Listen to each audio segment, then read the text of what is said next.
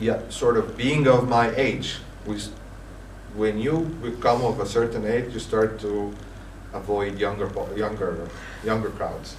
So we sort of plan after in hours that younger crowds already have to go home to prepare for next day. We still have a couple hours more than we can sort of manage. So this is basically the difference in the day. A day in Cairo or in Egypt in general. Well, not in Egypt in general. I'd say in Cairo, basically. It starts very early and ends very late. A day in Montevideo would start very early, but it would end early as well.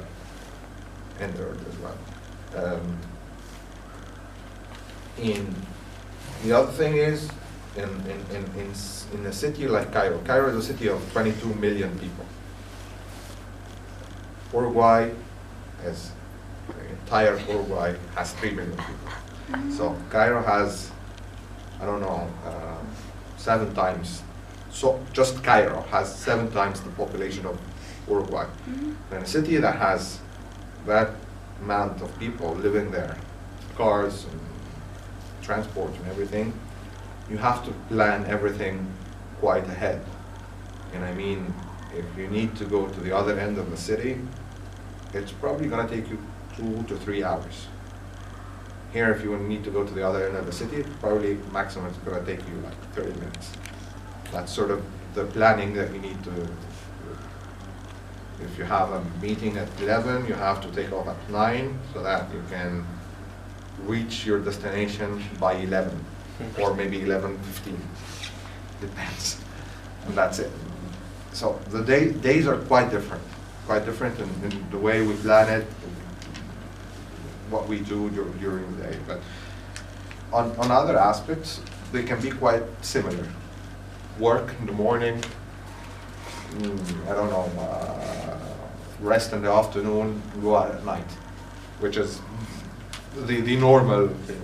The only thing is different is how we plan these details of the 3 basic or the 3 major time periods. That made me wonder, this question popped in my head. It's quite normal nowadays. It's something that I don't like that much, but if they call you for a meeting with, gather with friends or a meeting at 6, everyone is there at 6:30 or 7 a.m. Does that happen in Cairo? Of course. Yeah, of course. We're not the only ones then. Of course. I mean, if it's leisure time, it's leisure time. The English, the British, are quite brilliant in using the word leisure time. They call it leisure time because it's basically flexible in a sense.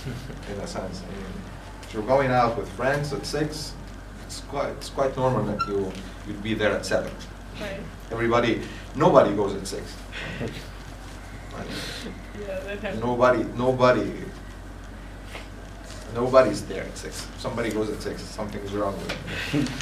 But it's not, because everybody thinks everybody else is gonna be late. So why would I go at 6? Because it's gonna be at 6:30. So I would go at 6:30. But again, it really depends. If it's work, you have to be a lot punctual. But it's normal. It's normal. In leisure time, quite a bit of leisure is expected. Well, I had a couple of questions about Go family. ahead, please. Because I was really interested in that part because they say like family is the basis for a society. And I was wondering, for example, how are elders treated? How they are regarded? They have told me that there is a huge respect for them. Of course. There is a huge respect for the elders. And the elders being everybody who's older than you. Not a certain age. Everybody who's older than you. There is a very rigid hierarchy in a family. I mean, the grandparents, the parents, the uncles, the aunts, older brothers and sisters and so on. It's very, of course, nowadays there is a bit of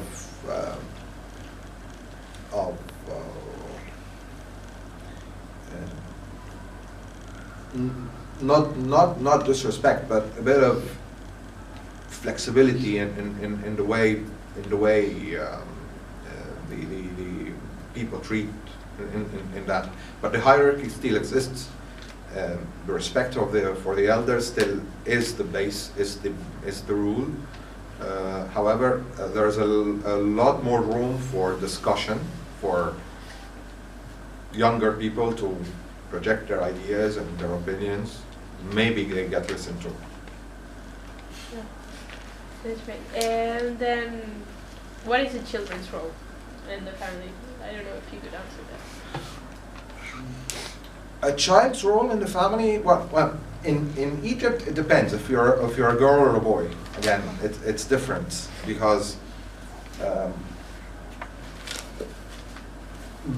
in a certain age, you're only expected to follow orders, and then when you grow up a little bit, you're only expected to study and be successful in your studies in a certain way. In that age where a specific role for the boys appear was that if they have sisters or younger brothers and sisters, to start caring for them, to take care of them, and for these sisters to start sort of helping the mother in home. Nowadays, boys are expected to help at home as well. This sort of quasi-macho thinking is starting to fade away. Boys are expected to help at home, at least in the basic manner, to tidy their rooms and so on. And maybe they are not expected to go to the kitchen, but they are expected at least to tidy their rooms and take care of basic household stuff. That's again is a changing thing, because maybe it started with my age. The age before mine, that was not expected of the boys. Boys were expected to take care of their younger brothers and sisters. If they have a sister, older or younger, it doesn't really matter. The boy is expected to take care of his sister. Take care, and I mean protect in every aspect of the term. But this role is changing. It's not diminishing. The protection part exists, but again, right now they are expected to be a bit helpful at home. When they reach working age, basically, what they are expected to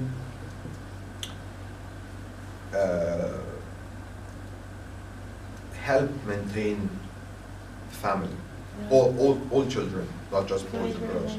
In help maintain, I mean, it's sort of the idea of respectful payback. The father or the parents have paid for your education for throughout, I don't know, 22, 24 years of age, 24 years. When you are of a working age, you're starting to gain your own living. You're expected to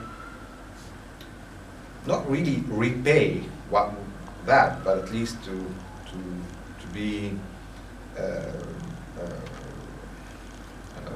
there's a term for it, to be grateful.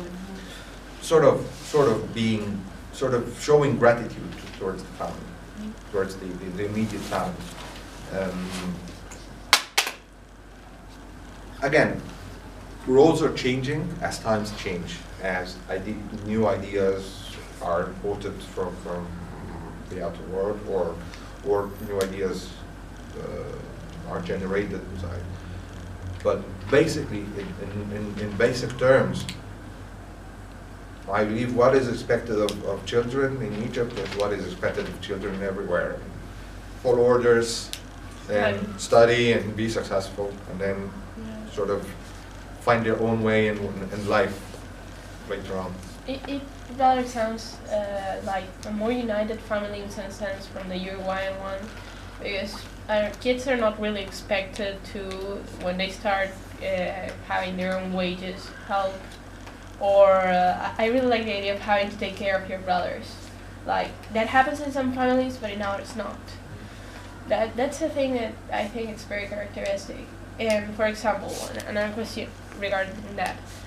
That happens in Uruguay. And in Brazil, for example, when you're getting married and you're moving from home, you always move near your parents, sometimes to the house next to them. Mm-hmm. Like, you have to be close to them, not really. And That's not recommended in Egypt, but anyways. when you take your own path, you're still united, but not that much. You don't move in next door because They're that's going to recipe for trouble, interfere. huh? Anyways, but anyways, no, I understand your point. You know, it's the thing is, there's a lot of different aspects to that. One of which, for example, children or people in general, when they find their own way of life, they don't have to leave home. But as a matter of fact, most of single Egyptians live with their parents. There are a lot of reasons for that, but one of which is actually no reason to leave house. I mean, Food is okay. no, I understand the Western way, the Western manner of thinking. Yeah, we have to leave the house to find our own. But I mean, there's absolutely no logical reason why a single boy or girl, or a single man or woman who have a family place should leave it when they are working. I mean, why should they?